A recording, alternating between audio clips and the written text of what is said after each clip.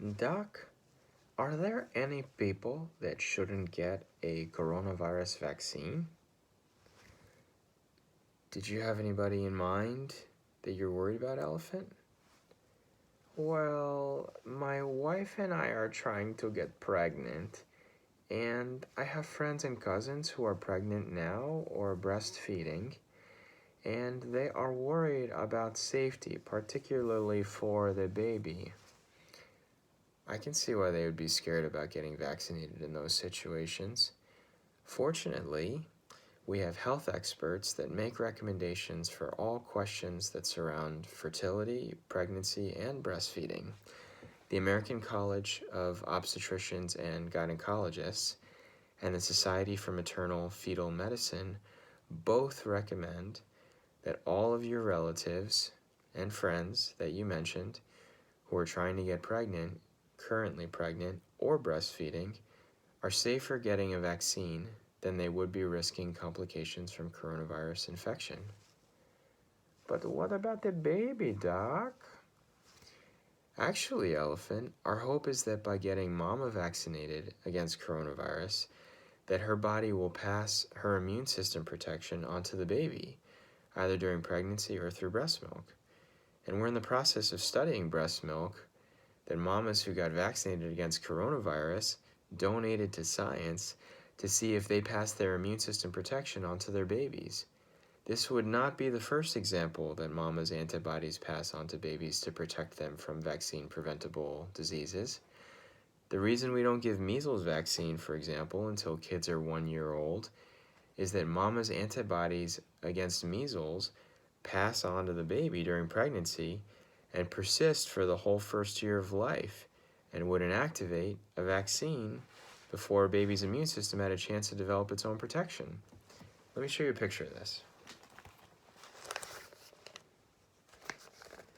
Let's say that mama's antibody is the dark Y, the M is the measles vaccine, and the checkered Y is baby's antibodies. So in the first situation, we're saying the baby is less than 1 year old. Mama's antibodies are present. You challenge the baby with the measles vaccine. Mama's antibodies respond and destroy the vaccine before any lifelong protection can be developed by the baby. What if baby is greater than 1 year old and now mama's antibodies that passed on during pregnancy to protect the baby are now gone? You give the baby measles vaccine and baby can develop his own or her own antibodies. They confer lifelong protection against measles and won't fade. I get it, Doc.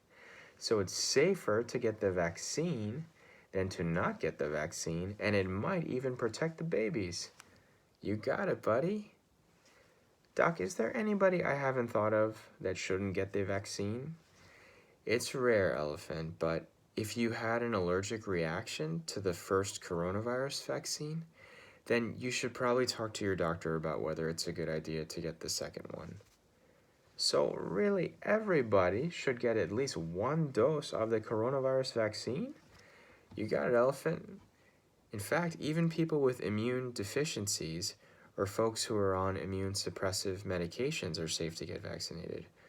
While we do rely on our body's immune system to mount a response to the vaccine, to quote Dr. Fauci, a lesser response is still better than no response with regard to developing protection against coronavirus.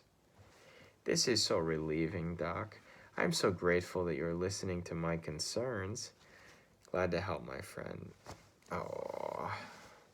For more information about tiers and vaccine distribution in Sonoma County, visit www.socoemergency.org/vaccine.